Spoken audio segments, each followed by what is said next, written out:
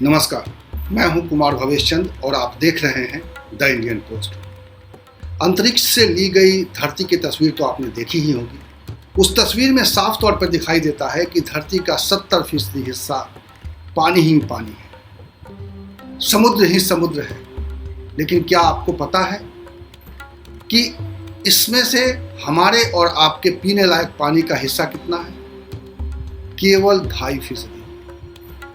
और उस 2.5% में हमारी पहुंच केवल 1% तक है। बाकी का 1.5% पानी तक हम पहुंच नहीं पाते हैं, क्योंकि वो ध्रुवों पे है, वो बर्फ के रूप में है, जिसे हम इस्तेमाल नहीं कर पाते पीने के लिए। आप सोच रहे होंगे कि पानी की इतनी किल्लत तो है नहीं, तो शायद आप खुशनसीब हैं कि आपके इलाके में पीने के लिए पानी उपलब्ध है और आप सुबह में ब्रश करते हुए करीब 2 लीटर पानी तो बर्बाद कर देते हैं, बहा देते हैं। लेकिन शायद पूरे देश के लोग इतने खुशनसीब नहीं हैं। पूरी दुनिया में और हमारे आपके देश में भी सभी लोग इतने खुशनसीब नहीं हैं। उन्हें पीने का पानी आसानी से उपलब्ध नहीं है। बुंदेलखंड के कुछ इलाके ऐसे हैं जहां बूंद बूंद पानी के लिए संघर्ष करते हैं। आज की कहानी पानी के उसी संघर्ष की कहानी है।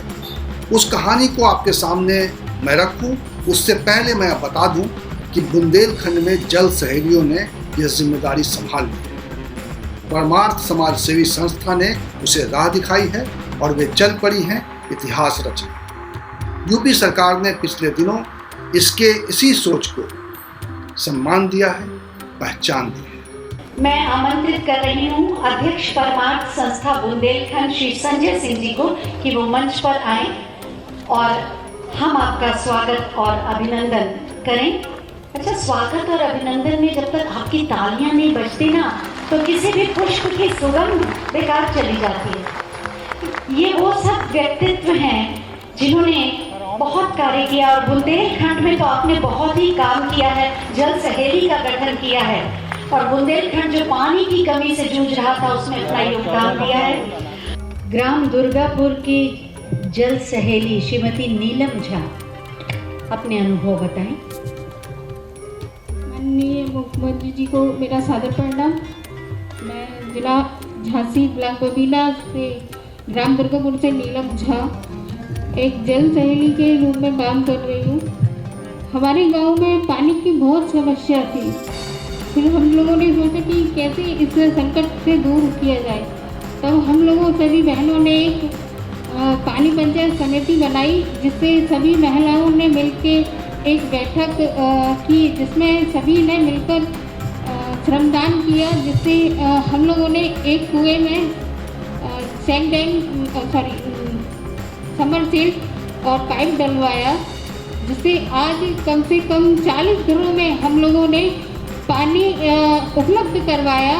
और जो हमारा चेक डैम था, जो खराब पड़ा हुआ था, गंदा था, तो उसको हमने साफ करवाया, जिससे जानवरों के लिए उस पानियों का उपयोग हो पा रहा है और कई खेतों में उस पानी से सिंचाई भी हो रही है। और आप जैसे कि हैंडपम्प वगैरह रहते हैं खराब, तो उस दौरान पे भी हम लोग है ना, सब लोग मिलके, जो हमारी पानी पंचायत की समिति है, जो परमार्थ सेवी संस्था के द्वारा हम लोगों ने एक सहयोग से एक पानी पंचायत संगठन बनाया है। उसके तहत हम लोग है ना आगे बढ़ रहे हैं और पानी बचाने का छोटा छोटा किचन गार्डन भी हम लोगों ने हर घर में उपयोग किया है। और अब अंत में श्री संजय सिंह जी परमार्थ झांसी के। परम आदरणीय मुख्यमंत्री जी, प्रदेश के ऊर्जावान जल शक्ति मंत्री जी, मैं सबसे पहले तो आपका आभार इसलिए व्यक्त करना चाहता हूं कि बुंदेलखंड, जिसकी पहचान जल संकट ग्रस्त इलाके के रूप में होती थी, आपने वहां पे ना केवल अक्सर कर बुंदेलखंड में जो काम हो रहा था, ज़्यादातर सप्लाई साइड काम हो रहा था, लेकिन जो डिमांड साइड हमने जो काम करने में आपका सहयोग, हमने सर वहाँ पे 113 दीर्घकालीन तालाबों को पिछले 20 साल में पुनर्जीवित किया है। जालौन, झांसी, ललितपुर और बगल में टीकमगढ़ और छतरपुर, क्योंकि बुंदेलखंड का वो पूरा इलाका, और इसके साथ ही साथ कम पानी में पैदा होने वाले बीजों के लिए गांव में बीज बैंक बड़े पैमाने पे, क्योंकि जब तक हम खेती में पानी के प्रयोग को कम नहीं करेंगे। और एक काम और जो हमने किया है, जो जल सहेली का जो मॉडल है, इन जल सहेलियों ने 113 गाँव को जल संकट मुक्त बुंदेलखंड में बनाया है। इसी के साथ मैं अपनी बात खत्म करता हूँ। धन्यवाद। बहुत बहुत धन्यवाद। हम आपको बता दें कि भूजल विभाग हर 3 वर्ष के अंतराल के बाद भूजल का आकलन करता है, भूजल संसाधनों का आकलन करता है और संकटग्रस्त क्षेत्रों को चिन्हित करता है, जिसके आधार पर भूजल संसाधन के प्रबंधन की योजनाओं को प्रतिपादित किया जा सके। इस पर एक रिपोर्ट प्रकाशित की गई है। मैं चाहूँगी कि माननीय मुख्यमंत्री महोदय अपने कर कमलों द्वारा इस रिपोर्ट का लोकार्पण करें। भूजल संसाधन आकलन रिपोर्ट।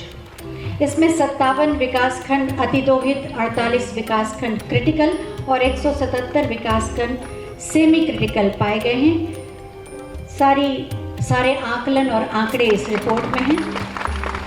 भूजल संसाधन आकलन रिपोर्ट।